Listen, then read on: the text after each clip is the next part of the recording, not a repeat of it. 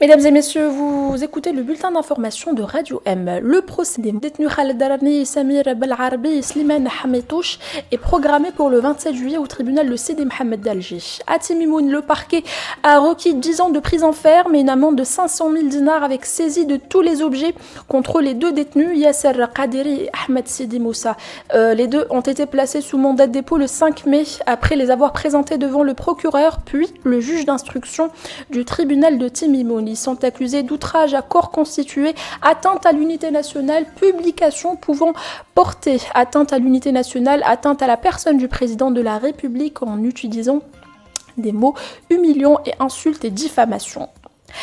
La secrétaire générale du Parti des travailleurs, Louisa Hanoun, et son camarade du parti, Djelloul Djoudi, comparaîtront dimanche prochain devant le juge d'instruction à propos d'une plainte déposée par l'ancienne ministre de la Culture, Nadia El Abidi, en 2015 pour une affaire de diffamation contre Louisa Hanoun, qui l'avait accusée de mauvaise gestion de son secteur et d'être au centre de conflits d'intérêts. Par ailleurs, Louisa Hanoun a été condamnée par le tribunal militaire de Blida à 3 ans de prison, dont 9 mois ferme. Elle a quitté la prison le 10 février 2020.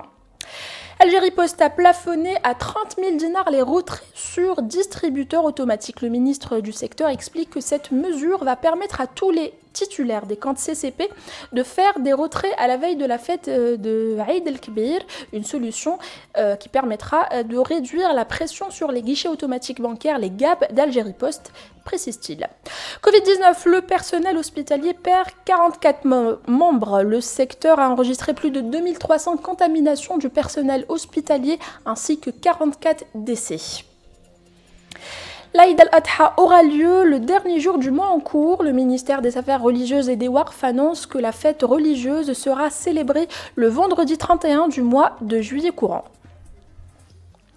Les dates de paiement des impôts et des crédits bancaires a été prolongé. Le délai de souscription des déclarations annuelles de résultats et de revenus est reconduit jusqu'au jeudi 30 juillet par les services du ministère des Finances. Pour l'impôt forfaitaire unique, le délai de souscription de la déclaration prévisionnelle des chiffres d'affaires ou des recettes professionnelles est prorogé au dimanche 16 août 2020. Lutte contre la corruption en Algérie, le PNUD veut apporter sa pierre à l'édifice. La représentante résidente du programme des Nations Unies pour le développement en Algérie, le PNUD, Blerta Aliko, a salué les efforts de l'ONPLC dans l'élaboration de la nouvelle stratégie de lutte contre la corruption en affichant la disponibilité du PNUD dans l'accompagnement de l'élaboration ou la mise en œuvre de cette stratégie. C'était les infos du bulletin d'information du jour. Merci de nous avoir suivis. Excellente journée à tous.